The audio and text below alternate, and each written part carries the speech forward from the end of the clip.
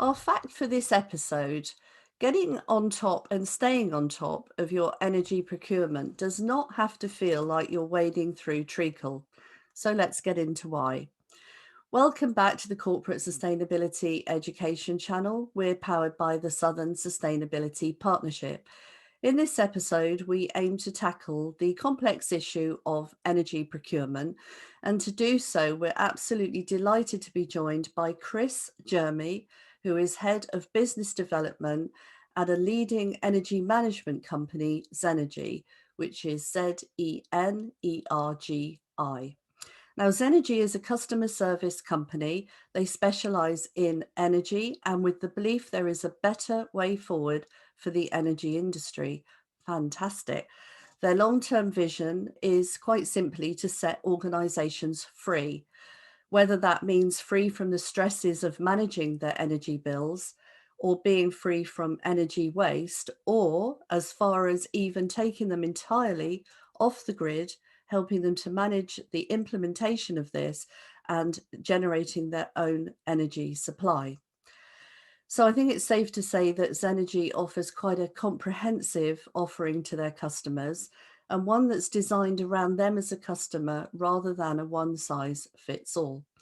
So Chris, welcome and thank you very much for joining us. Thank you very much, Linda. Yeah, it's a pleasure to be part of this. Thank you.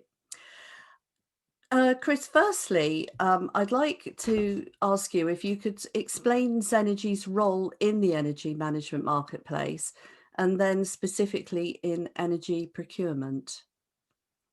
Sure. Yeah, we're very fortunate here at Zenergy that we have such a breadth to the business.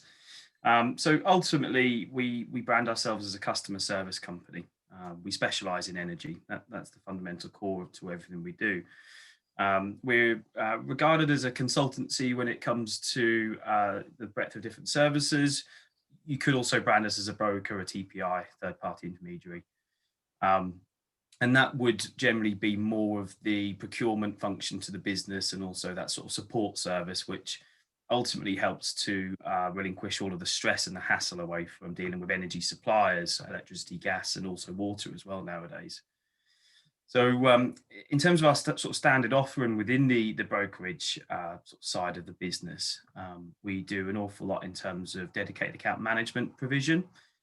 So it's not just about procuring the right contract for us, it's very much more about holding your hand, making sure that we're checking the invoices, dealing with any queries, getting to know your site inside and out, understanding what meter we're expecting, what consumption on, and really sort of you delegating that responsibility for managing your energy to your dedicated account manager.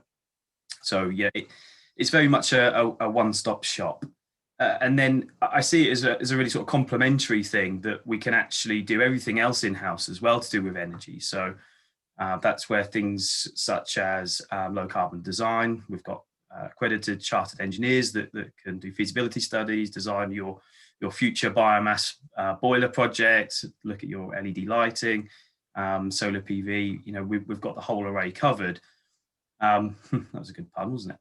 And then beyond that, we also do things like compliance as well. So, you know, things like the DECs, display energy certificates, energy performance certificates, and the air conditioning inspections as well that are also required now. So pretty much anything energy, you know, come to us and we'll try and take that stress and the hassle away from it. And, you know, we're the consultants to help you. We're not some sort of pushy brokerage, which I think sometimes people within the industry get sort of tired with that image in a way. I think you said the magic word, stress and hassle. If you can take that away, then that's obviously a great thing, especially with energy procurement. So obviously you have options as to the energy companies that you choose to work with and why. And I think Mm. obviously you'll have done a lot of research. So who you've decided to work with is obviously very important to sort of explain to us really and why. Yeah, so I personally actually managed the supplier relationships at one point a couple of years ago within my sort of journey throughout Zenergy, and it's a role that I love doing, to be honest, because you know we see managing suppliers as much more of a partnership, and it's unbelievable how you find that it's a roller coaster ride in with suppliers within the industry. You know, nowadays they're not making the money that they used to, because of the domestic side of the business and the sort of tariff levies that have sort of been now invoked by Ofgem. And they're trying to make efficiencies and cut costs in various different ways. And I think even when they were making money, the service wasn't exactly the best thing in the world. And now we're finding that there's even more gaps that need to be sort of smoothed over. And in terms of how we bring them on, we have a very rigorous sort of specification that effectively that they have to follow. It's quite funny when I used to send it to any new supplier that we're trying to engage with, that they weren't used to having to fill that sort of thing in. Normally, consultants would say, "Yeah, we really want to work with you, and give us some prices, please, and we'll see what they look like." But for us, there was minimum standards. There's about 35 things that the supplier needed to adhere to. And we also run frameworks for sort of various different organizations as well. And we've taken a lot and learnt a lot from working with those frameworks and the specifications that we have within those, and making sure that sort of standard is sort of passed across into all of the suppliers. So yeah, we're fortunate enough to work with around 15 suppliers. Some it's still in sort of testing phase with, but if you name them, we generally do work with them to some level.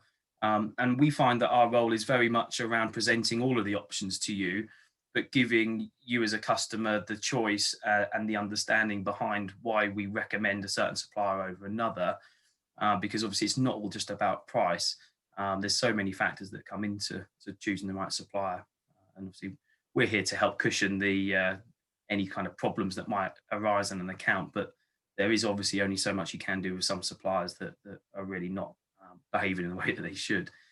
So yeah, it's definitely a good challenge, and it's one that we, as I say, we take very seriously. We meet with all of our suppliers on a quarterly basis, and we have a designated person that presents to the suppliers and builds those relationships. And I think we're very lucky that even sort of 10 years ago, when I first sort of joined the business, we were always regarded as one of the top consultancies to work with. And suppliers really took notice of us, and it's the same now. We're regarded very highly, and therefore we can leverage our sort of buying power, I suppose, to make sure that if there is an escalation issue or something that we need to get done, we can often sort of achieve that.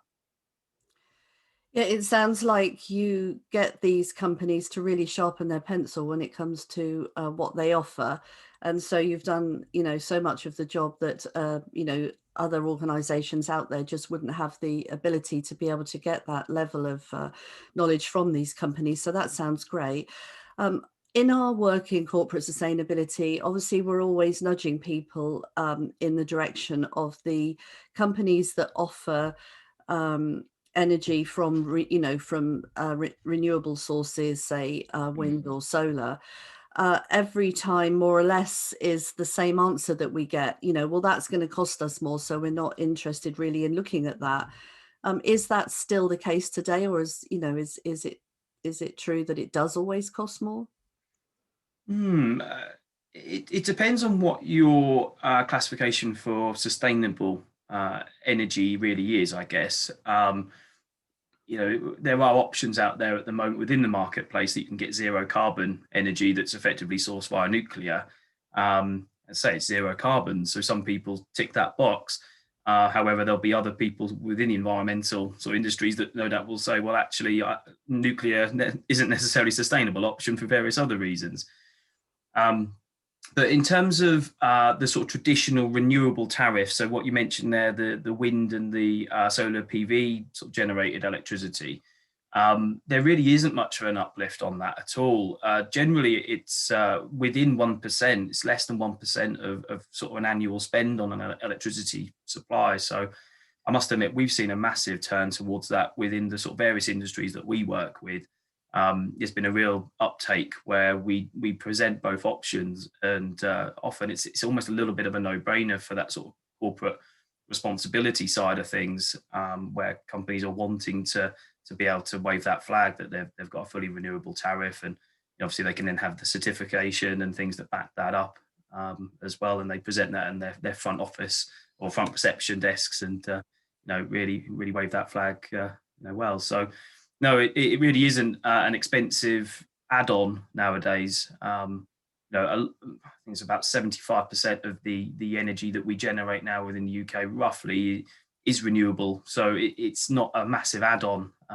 Generally, it's really positive change within the industry that I've witnessed since I've been in it, where most of what we used to have was sourced from coal and gas, but yeah, it's incredible how much of our generation now is coming from mainly wind, but also the odd bit of solar, and obviously there's hydro and other sources as well. That's something to be very proud of. I hadn't realized that we were quite at that percentage level, so that's just amazing. In many cases, it always surprises me really. The energy bill is the first time a company sees its usage since the last bill. I understand that though. I mean, obviously they've got the day job. But no matter the size of the organization, this is a large expenditure because it's relative, isn't it, to the revenue that they bring into the business. And it's largely uncontrolled by a lot of businesses. And which would be an unacceptable expense in other aspects of the business. This is a slightly uncontrolled or unknown by the top level people in the company, if you like, how much they actually spend. So, how would you propose that a company takes control of this so that people higher up in the business actually are aware of these costs? Yeah, it's an interesting one, that isn't it? Um, there's a whole different variety of different periods that people can invoice for energy and water as well. Water's potentially like 6 months. What can happen in terms of leaks in between the start and the end of that. But energy, generally, we only sort of deal with monthly invoicing. So it's fair to say that it's rare that too much can get out of sync within a month's period, and you can track the energy consumption fairly well from on that period as well. So generally, monthly invoicing allows for enough of a level of sort of monitoring and understanding of what's going on. However, certainly where the spend on a supply starts to creep up, um, where you're spending £100,000 on energy plus, I would suggest that actually it's probably worth looking at some sort of automatic metering, whereby you can see on your gas usage and your electricity usage exactly what's being used and when. Um, and obviously, like, we specialize in auditing as well, and going into factories or whatever that might be, and understanding what the peaks and the troughs are, and helping to reduce those elements. But um, it's in terms of the sort of the day-to-day usage, it's nice if you can have some kind of day-to-day report that's automatically generated off the back of this type of metering that you can pay a little bit extra to have. And it helps you observe when things like the boiler systems have been switched on, or the factory is ended its day, or the IT infrastructure has been shut down. You can observe all these sorts of trends. And actually, as well, there's this special sort of alerts and things that can be set up within those types of systems, that actually you get a text message, or another email that says something's been exceeded. So it really does help you get fully on top of what's going on within your organization. But as I say, the investment of cost within that, it generally means that you need to be very in touch with it. You need to be wanting to find out these sorts of things. There's no good paying out a load of money for a load of advanced metering and software technology when no one's really appointed or designated to observe it and understand it and do something about it. So it's something that I'm quite passionate about, but likewise, you need to make sure that you've got someone there to actually hone in and drill into that sort of information. Yeah, exactly. And I think in an ideal world, if there is ever such a thing as an ideal world, who would Zenergy like to actually be seeing this data? It's interesting because, I mean, we deal with a massive range of clientele. So we've got Formula One companies that we work with on procurement, all the way sort of across to primary schools and nursery schools. Um, in the education space, we do actually look after around 3,000 schools and colleges. And it's lovely where, obviously, in terms of facilities managers, it's nice that they get to see what the usage is doing, and therefore they can troubleshoot things. Um, I always personally have recommended that site managers, facility staff take meter readings on at least a monthly basis. They don't just take the meter reading, they actually acknowledge to say whether the difference in the usage is reasonable or not based on what they think should have happened within the building. So it sort of goes that next step to say, well, actually, yeah, I am authorized and I am the sign offer to say that that usage is reasonable. And then I pass that over to the suppliers to back up the invoicing. Um, but just in terms of just going back to the educational side of it, it's really great that actually a lot of the data that we present on our portal, so as part of our procurement service as a portal, people can very easily go on with multiple users can access the information, look at all of the trends. They can dial into a sports pavilion meter, for instance, and see exactly what the trends have been. Export that to an Excel database and then use it within their lessons to then do things like maths or geography or science. It supports various different parts of the curriculum. So we've seen that quite a lot within a lot of our schools that we work with. And I guess this is kind of a bit of a sort of name drop towards our climate crisis game as well that we have, where people can actually log on to a game and make basically political decisions on what they think is the best thing to do first and where to spend money on making a very small kind of town more sustainable. So yeah, it's quite a fun game as well. Really about joined up thinking, isn't it? It's each individual department area of whatever it is, whether it's a school or a factory or an office. Really, it's having everybody accountable as to their areas and what's actually being used, and to be able to see Mm. that data, and sort of look where there might be areas that need to be addressed. And I think the higher up the chain that could be seeing that might be a horror story, then maybe things would happen. But yeah, it is complex, and I think that there's so much money that can be saved just by taking time out to really look at this seriously. So let's drill down now into the energy bill itself and ask you, what are the key points to look for in the billing when you receive your bill from the company? Because we speak to a lot of companies who find that process in itself can be quite complicated. Yes, absolutely. Um, it's interesting as well. I've got accountancy friends that also have invoices, and very clever people that actually don't have a clue what half of the different terminologies used on these invoices are nowadays. It depends on the kind of product that you go for, but they can be. I've seen some that are 7 pages long, with 15 to 20 different lines of different charges on them. So, they can be very complex. But I would always start with the supply MPAN or MPR, so the meter point administration number or meter point reference number. Just make sure it's your meter effectively. So everyone has a supply or barcode effectively for the pipe or the cable coming in. And you'll be surprised how many people actually pay. I guess this kind of happens more so in some of the sort of the school market and where local authority type contracts, things get muddled up sometimes. But it's remarkable how many people pay their invoices for the wrong meters sometimes. And sometimes as well, it's just a case that a meter's been updated and the engineer that's done that updating of the meter hasn't reflected that back on the industry. So, we find that the old meters still carry on being billed that then need to be rectified. Um, Generally, it's surprising. Every time I attend a site with their invoices before they sort of come over to us, I generally find at least one thing wrong. It might be something like the VAT being incorrect. A real sort of heads up to people, I suppose, is for charities, anyone with residential domestic usage, a lot of various different types of schools that are perceived as charities. They shouldn't be paying VAT at the full rate, which then means they shouldn't be paying the business energy tax of climate change levy.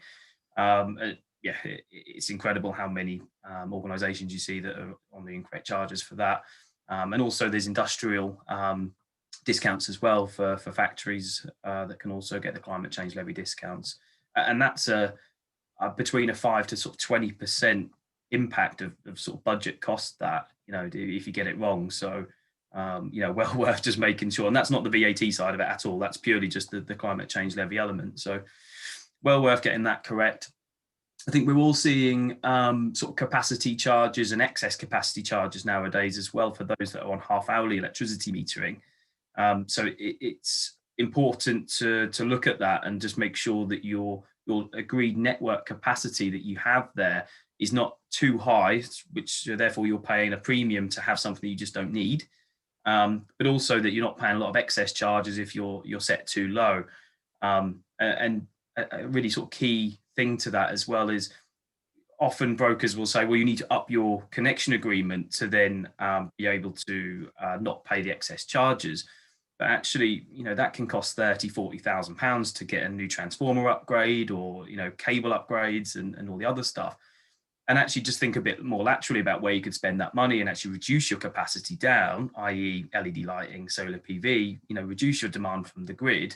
And that way you're putting good money at a good project and moving you on that sort of journey to low carbon. So yeah, I've probably not touched on at least 10 other things that you can have a look for on energy invoices. Obviously, you've got things like estimated billing, all that sort of thing. That obviously we would check if you're a customer of ours, it'd all flag up in our system.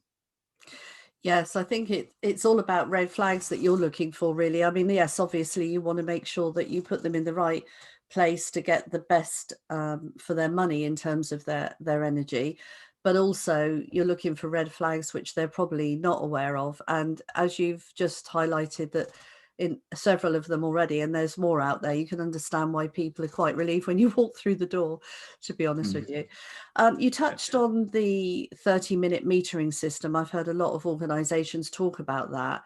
Can you tell us if there are any benefits to that? And if an organization that's listening or watching us now doesn't have a 30-minute meter, can they request one? Is that possible? Yeah, so most people have 30 minutes, a half hourly electricity metering. Um, and that's because legislation made them effectively. So it was an Ofgem initiative many, many years ago, I think way before I came in industry, so probably about 20 years ago now, whereby large consumers had to have half hourly metering. And the real in sort of intrinsic benefit of that is whereby the grid can up the generation in accordance to when they can see what the trends are doing and see what the consumer's demand is doing. Now, you can imagine the opposite of that. If we didn't all have half hourly meters and we all just build on a monthly basis without any tracking of sort of day to day and time of use, the generators would be completely blind as to say, well, who's generating what and when. So the fact that we've got this great data that's all settled on, behind the scenes, allows the generators to see what the peaks and the troughs are doing, and basically means that these power stations aren't on when they don't need to be on, which therefore helps to reduce the overall cost, to us as a consumer. Now, we had a scheme, I think it was 2017 in April, P272, another Ofgem initiative, where it sort of brought in other half hourly meters from the non-half hourly segment. It sort of sucked them into the half hourly metering requirement. And that kind of included sort of smaller organizations. And often we get asked the question, well, this meter is costing me 250, 300 pounds a year just to have this meter. Plus now you're charging me for data collection, and I never used to see these charges, within my non-half hourly contract.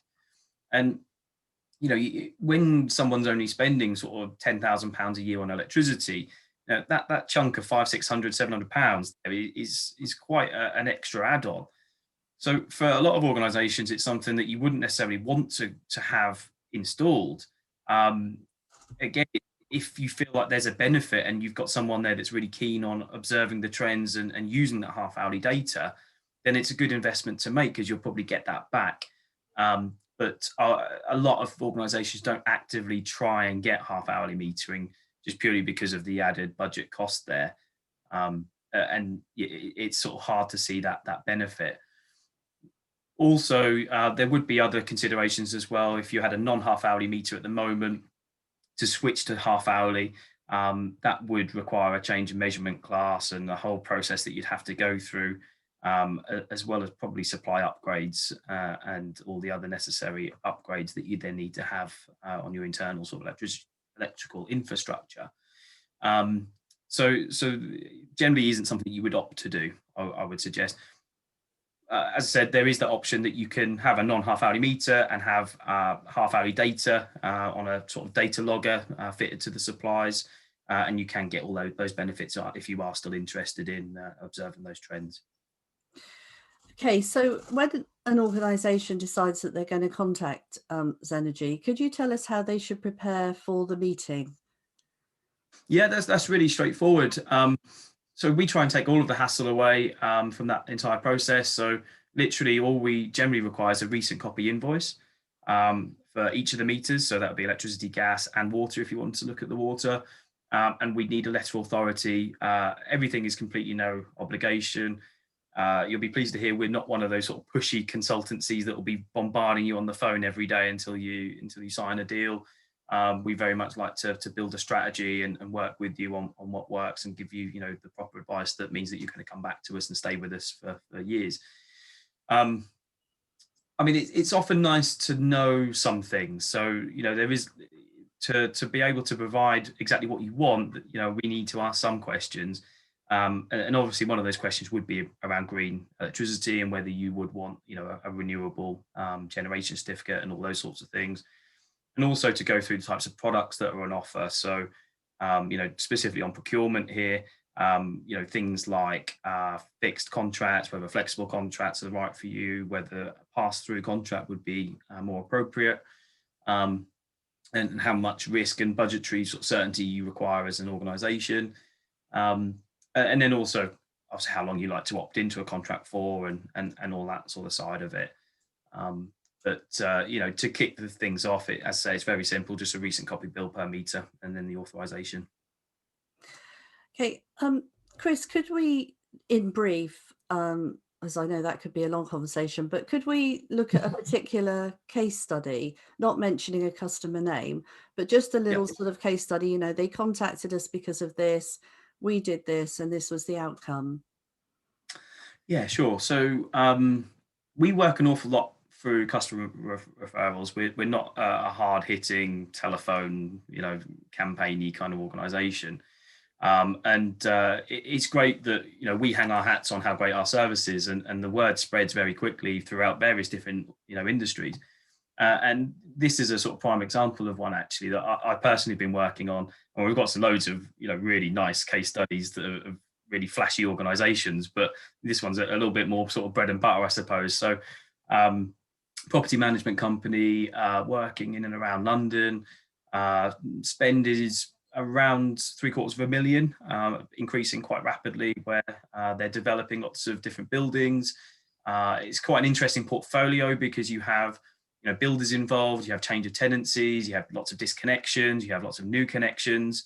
It's very easy for a portfolio like that to kind of get out of kilter and for bills to start rocking up that you're not expecting. So it was a customer referral where someone said how great we were that they used to work with previous employers, and they recommended to the head of facilities to speak to us. We procured fully renewable contracts for them. I negotiated a back date of, I think it was around £50,000, where they'd gone out of contract with their supplier. And I think the really sort of key thing about it all for me is we meet with them every 3 weeks. And it'd be so easy to sort of secure a contract and then wave goodbye, which a lot of consultants would do. But I think we're probably on about the 10th meeting now, where we're still resolving issues because as I say, the portfolio is constantly evolving, and we've got an awful lot of this is interesting actually, half hourly meters, whereby the actual meter itself, the connection's been lost on it's about 5 or 6 of them.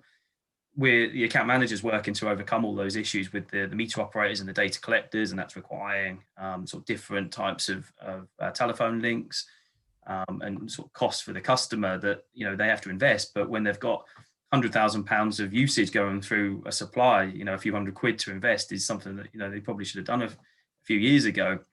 So it's a really interesting portfolio that we're kind of coming to the end of resolving all those issues now, and it should be fairly plain sailing, but obviously with the added development work that we're still doing for them. And I think testament to how well we're doing with them is, they're inviting us to their sustainability events that they operate. They hold sustainability as a really key motivator for them. A key objective for them is to become zero carbon. And I'm hoping that our design team can also support them with all of the projects, in the near future, now that we're sort of fully on board and proving our value to them. Thank you, Chris. That was useful. So that was our last question. Big thank you to Chris Jermy, Head of Business Development at Zenergi, for your really valuable insights into energy management and procurement. I think it's clear to see what can be achieved when you engage with a company like Zenergi. You'll be pleased to know that we have asked them to join us again. There's a lot more that they have to share with us. You'll find a link to the Zenergi website to the right of this video. You can find out more about what the company provides and their contact details. And in the meantime, thank you for watching, or thank you for listening, and we'll see you in the next one.